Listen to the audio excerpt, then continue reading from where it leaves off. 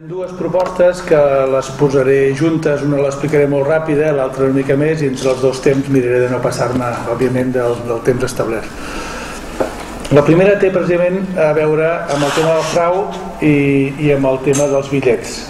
I es diu així, bitllets de 500 euros no gràcies. El no gràcies és una cosa que ja coneixem de fa molt temps, aplicat a altres poders infectes com les centrals nuclears, però en aquest cas es refereix a aquest que quasi és pitjor que les centrals nuclears. I és que el bitllet de 500 euros representa, no, en el nivell simbòlic però també en el nivell pràctic, quants has dit que hi havia de bitllets de 500 euros? Estan estipulats 52.000 milions d'euros circulen al nostre país amb bitllets de 500. Un de cada 4 està aquí, a Espanya. Un de cada 4 bitllets de 52.000 milions d'euros. Se suposa que hi ha 200.000 milions d'euros en bitllets de 500 en el món. A la Unió Europea, però també m'han dit que a Argentina n'hi ha molts i a altres llocs del món, no?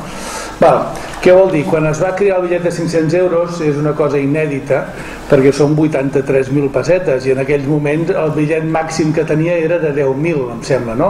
Els bitllets de 5.000 i de 10.000, no n'hi havia més. Dels bitllets de dòlar, quan és el més gran? 100 dòlars, em sembla? No n'hi ha més de 100 dòlars, no? 1.000 dòlars? 1.000 dòlars, bueno, serien... sí, seria més que els de 500 euros, molt bé. Com que no l'he vist mai, no sabia que existís. Els diuen Bin Laden. Bin Laden, els diuen. Saben que existeixen però ningú els ha vist. Molt bé, diu que se saben que existeixen però ningú els ha vist i per això els diuen Bin Laden. Dels de 500 euros i dels de 1.000 dòlars, suposo que també. Bueno, en qualsevol cas, tots tenim clar que els bitllets quan són tan... O sigui, tots els bitllets, jo he escrit en el meu bitllet ara, moneda anònima mata, val? Vaig veure l'altre dia per internet unes fotos que, sabeu això que posen els paquets de tabac, no? Fumar mata, doncs posava el diner mata i li havien enganxat unes etiquetes amb una esquela igual. Per tant és una fórmula complementària al que tu dius, posar una esquela amb un rotulador i posar dins un missatge, que això ja estem acostumats. En qualsevol cas, quin és el tema? Que amb molt poc volum es poden moure molts diners, no? Ara imaginem que només hi haguessin monedes de 2 euros, són les més grans, no? Sí? Clar, a monedes de 2 euros no pots corrompre ni jutges, ni traficar droga, ni fer tractes de persones, ni fer frau fiscal, ni res. Quan més grans són els bitllets, més opaca és la societat. O sigui, estructuralment, més enllà de la bona voluntat de la gent, s'afavoreix el joc brut, la corrupció, tots els tràfics il·legals, els fraus, etc., però és molt més fàcil de moure. És fer aflorar milers de milions de diner negre, estendre la consciència dels perills del diner en efectiu suposa per l'estat de dret i l'equitat econòmica i social, per tot el que hem estat parlant, i reduir els crims i delictes la majoria possibles gràcies al diner anònim. Què vol dir? Que l'objectiu d'això és posar sobre el debat social la importància dels instruments monetaris, com abans hem parlat dels instruments de crèdit, no? Que són dos cares de lo mateix, sense els quals és molt difícil funcionar. Inclús quan parlem de monedes socials, en parlarem aquesta tarda, algunes d'elles, per exemple a Argentina, van fracassar perquè quan són només en paperets la temptació de tibar del paperet és molt fàcil i per tant de devaluar-la fàcilment i per tant de fer frau i de comprar el que és legal i el que no és legal. Doncs això és una llarga hipòtesi que hi ha por ahí i que enfocar-se en els bitllets de 500 euros simplement el que vol dir és, ara imagineu-vos que demanéssim dins aquestes mesures més enllà de les que diu el PP, de lluita estructural o instrumental contra el frau, la supressió dels bitllets de 500 euros.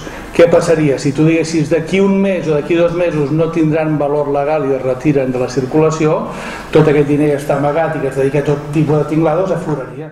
Com a pressió es pot començar a anar als bancs i no, a mi no em dongui, ni que sigui una molèstia, diguem, no em dongui bitllets de 200 ni de 100, no? O sigui, començar a complicar la tresoreria. O sigui, els furgons aquests que circulen davant dels bancs mouen cada dia un munt de xatarra, de paperassa amunt i avall. Si resulta que la gent no accepta bitllets grossos i tots són bitllets petits, poses en un problema de funcionament de liquiditat en molts àmbits, no? És un detallet, però pot ser una arma que si té interès... Ara he acabat això, passo a la segona. La segona intenta estendre això ja com a sistema estructural de canvi del que hem dit pla anticorrupció a partir d'un règim de transparència. Imaginem ara que poguéssim aconseguir per pressió social, i a més jo crec que això seria acceptable per tothom, que tot el sector públic apliqui al 100% les lleis que hi ha, i a més s'acaben d'afegir, de manera que tot el sector públic només es facin pagaments i cobraments de forma transparent, vol dir amb xec i amb compte corrent, és a dir, que l'efectiu desaparegui del sector públic. Això ja ha passat formalment en molts llocs, però continua no sent així. El que segur que no ha passat és que tot allò que toca el sector públic també funcioni de la mateixa manera, vol dir empreses públiques, fundacions públiques, i la gent que hi treballa, i per tant partits polítics, funcionaris. És a dir, la qüestió és molt senzilla. El sector públic és el gestor dels diners del poble, no? És així? Nosaltres hem de demanar als nostres gestors transparència absoluta amb els diners nostres. Abans de demanar a la gent transparència absoluta a la gent, el sector públic ha de donar exemple absolut de transparència, perquè si no la gent diu que jo per què m'he de fer transparència i resulta que ells, que són els que haurien de donar exemple, no ho són.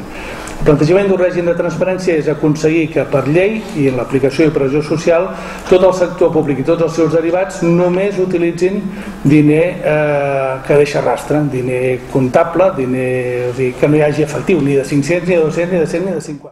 La característica d'això és el que en diem una factura xec, que al mateix temps és un ordre de pagament però diu què es compra i què es ven, i s'acaba amb els fraus de facturació. I el problema fins ara quin és?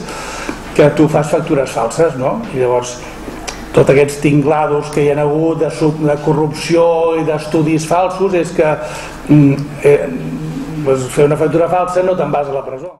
Tot el sector públic ha de ser 100% transparent, aplicant un mètode semblant a aquest, que a més tècnicament no té cap dificultat de fer-ho, i les persones individuals, les famílies i les empreses que vulguin s'hi puguin acollir voluntàriament, amb un avantatge, una desgravació fiscal almenys del 50%. Perquè clar, ara què passa? La persona honrada paga molts més impostos que la que no ho és.